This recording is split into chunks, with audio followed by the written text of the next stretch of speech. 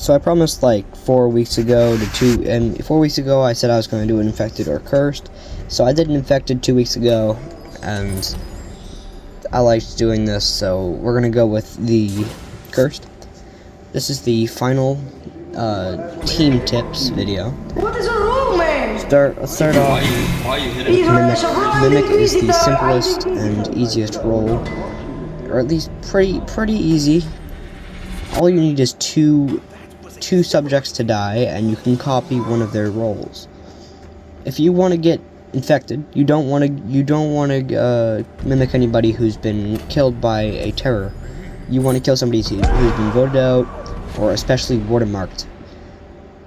If you want an innocent, pick somebody who's gotten grabbed or killed by a terror execution.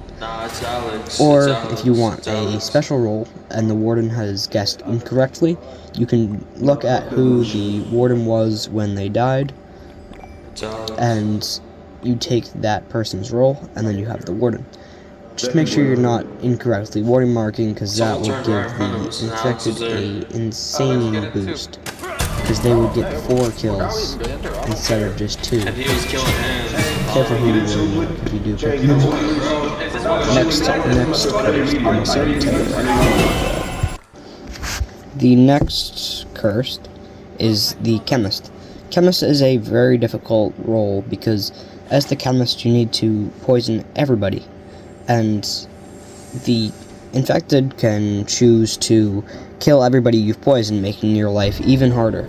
If they don't, they might go for somebody who's not, and you get an easier game, because they don't go for anyone who has poison, and that would actually help you because you'd have less people to poison. And basically, the chemist is very strong when they don't counter or just target your poisoned. That's all I have to say for chemist. Next cursed role.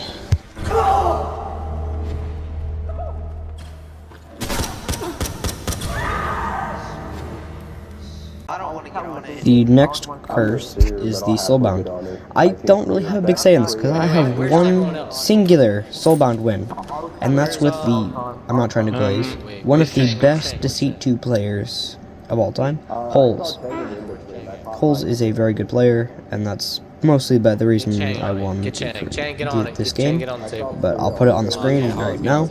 Here's the win. With Holes was infected as the imposter. Okay. So, with my tip for cursed is if you soulbound a infected, don't vote out the third or the fourth. Don't vote out the 4th person, because then your infected teammate won't have their wall hacks anymore.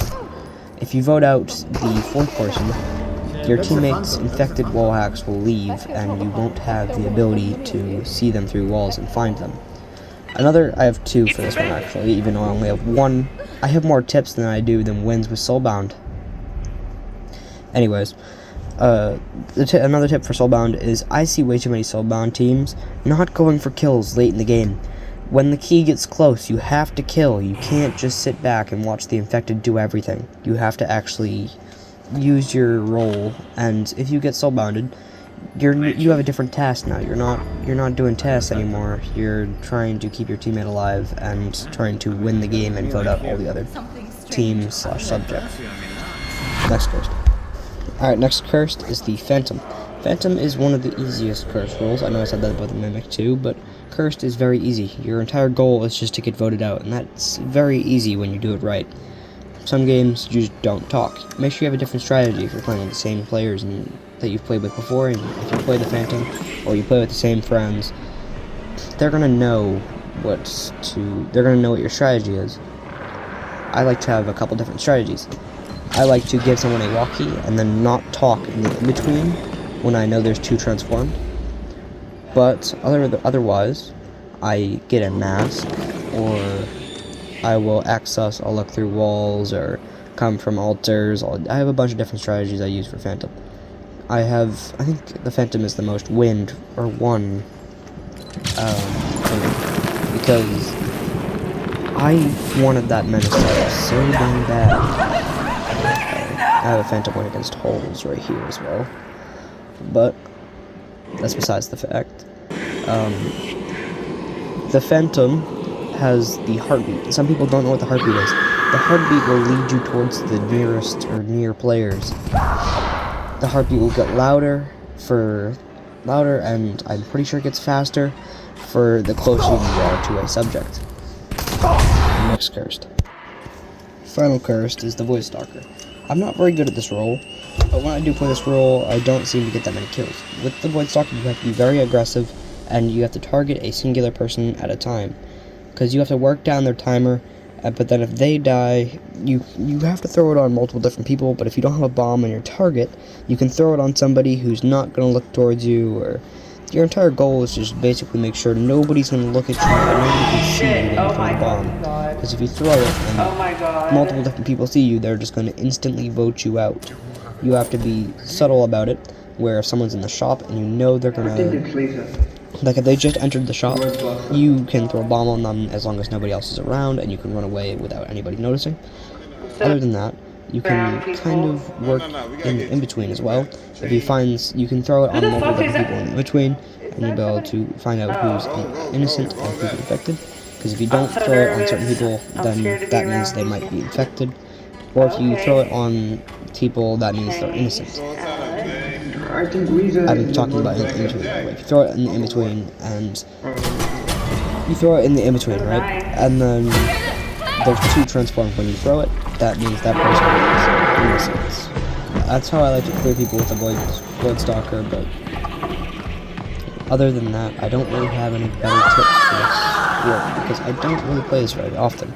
I'm not too good at it, but you have to really be aggressive with it to be good. I've seen a lot of good plays where people will bomb an entire lobby with a singular explosion because they work down somebody's timer down to 1 or 2 seconds, and then they just throw the bomb on them, instantly blowing the entire lobby up. Thank you guys so much for watching. I really appreciate it. Let me know what other types of content you'd like to see for Deceit 2 and other games. Any other horror games, maybe. I don't know. I'm willing to look into multiple different games, a bunch of different games. I'm mostly variety, but I've really enjoyed this series. Thank you so much for watching. Have a great week, and I'll see you guys next time.